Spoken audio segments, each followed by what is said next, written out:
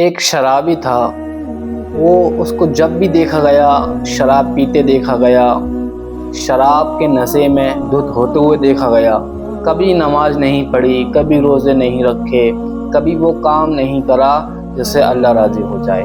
اب وہ وقت آن پڑا کہ اس کی روح قبض ہونے والی ہے۔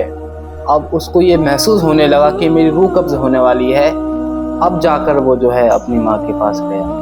ماں کے پاس جانے کے بعد میں ماں کی گود میں اپنا سر رکھ دیا اور رکھتے رکھتے بولا، او میری ماں، میری زندگی تو خسارے میں گزری ہے۔ نہ میں نے نمازیں پڑھی ہیں، نہ میں نے روزے رکھے ہیں، نہ میں نے نیک اعمال کرے ہیں۔ میں نے کوئی بھی ایسا کام نہیں کرا کہ جس سے اللہ راضی ہو جائے۔ اب میرا کیا بنے گا؟ موت آنے کو ہے۔ تو اس کی ماں رونے لگی۔ پھر وہ اپنی ماں سے کہتا ہے، او میری ماں، اگر ہو سکے تو میرا ایک کام کر دے۔ اس کی ماں پوچھتی ہے، بتا تو صحیح میرے بیٹے، تو کیا چاہتا ہے اب اس حال میں جب تیری روح قبض ہونے والی ہے تو کیا چاہتا ہے؟ تو وہ بولتا ہے کہ اپنے پیر صاحب کے پاس جاؤ، اپنے پیر صاحب کے پاس جاؤ اور ان سے کہہ دینا کہ وہ میرا جنازہ پڑھا دے، وہ میرا جنازہ پڑھا دے۔ وہ بوڑھی عورت اپنے پیر صاحب، ان کے پیر صاحب کا نام ہے حضرت حسن بصری، ان کے پاس جاتی ہیں۔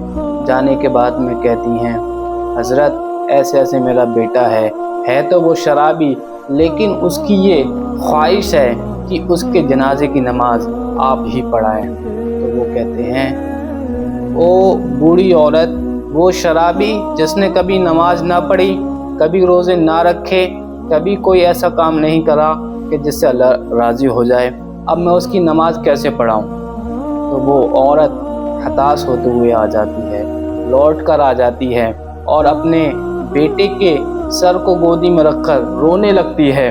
اور اس کا بیٹا پوچھتا ہے کہ او میری ماں، بتا تو صحیح کیا ہوا، آپ کے پیر صاحب نے کیا کہا؟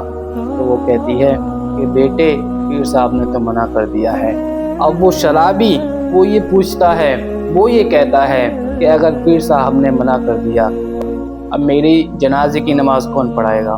کیونکہ میں تو شرابی ہوں، میری نماز تو کوئی پڑھے گا ہی نہیں۔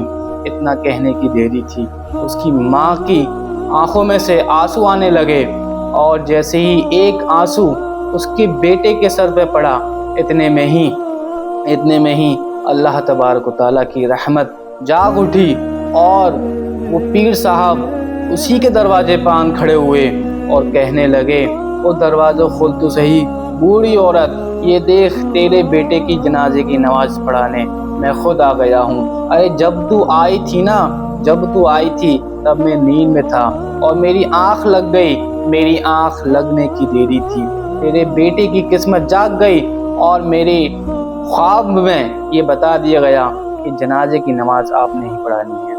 عزیزان وقار، یہ ہوتی ہے ندامت، یہ ہوتی ہے اگر آپ سے گناہ بھی ہو جائے تو آپ توبہ کر لیں۔